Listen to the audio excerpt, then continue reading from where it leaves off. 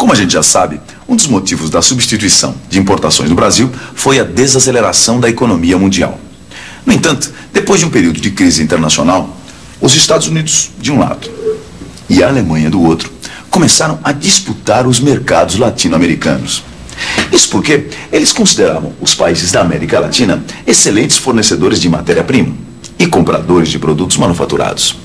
Agora, Estados Unidos ou Alemanha? Essa era a questão. E como o Brasil estava querendo se industrializar, fez acordos comerciais com os dois países.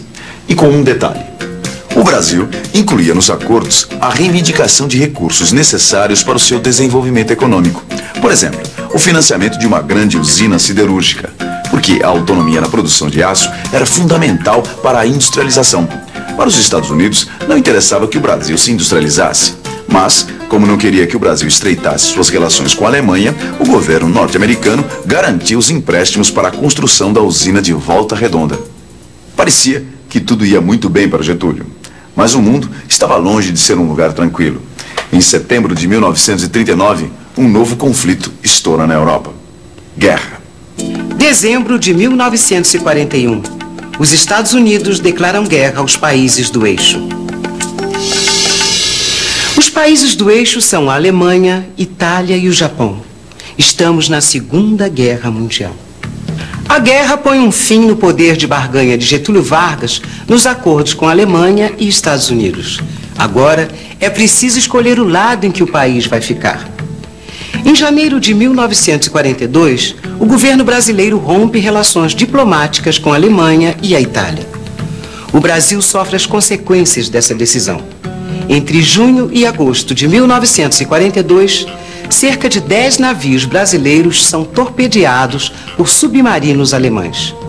No dia 22 de agosto de 1942, o Brasil entra oficialmente na Segunda Guerra Mundial. Abril de 1943, é criada a FEB, Força Expedicionária Brasileira.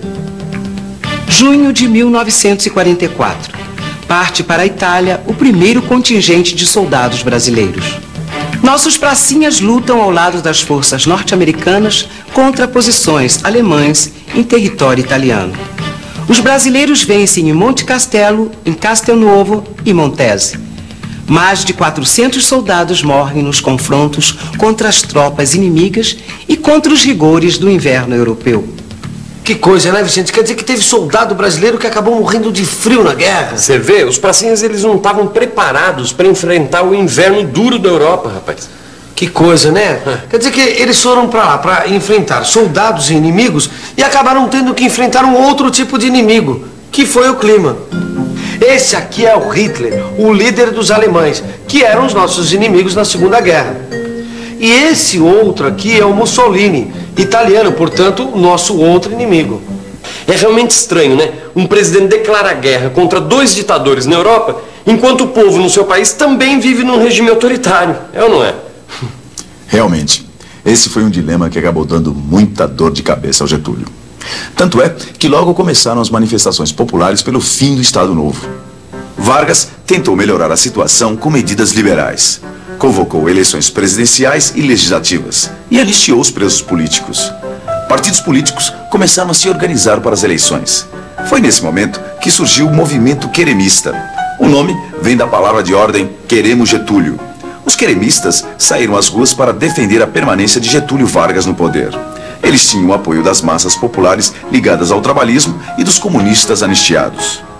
As elites conservadoras que ainda apoiavam Vargas não gostaram nada dessa aproximação do presidente com os comunistas e começaram a desconfiar que Vargas ia passar para o outro lado e dar um novo golpe para se manter no poder. Bem, o golpe veio mesmo, só que dessa vez contra o próprio Getúlio, que foi destituído em 29 de outubro de 1945. Bom, por hoje a gente vai ficando por aqui e você fica aí com a revisão. E atenção, se liga aí que é a hora da revisão. Nossa teleaula de hoje mostrou que durante o Estado Novo, o Brasil passou a ter uma economia mais voltada para a produção industrial num processo totalmente orientado pelo governo. Você viu que as leis trabalhistas foram criadas para evitar que os conflitos entre trabalhadores e empresários prejudicassem o processo de industrialização. Você viu ainda como o Brasil se envolveu na Segunda Guerra Mundial e entendeu por que essa guerra ajudou a criar a situação que acabou depois gerando o golpe que tirou o presidente Getúlio Vargas do poder.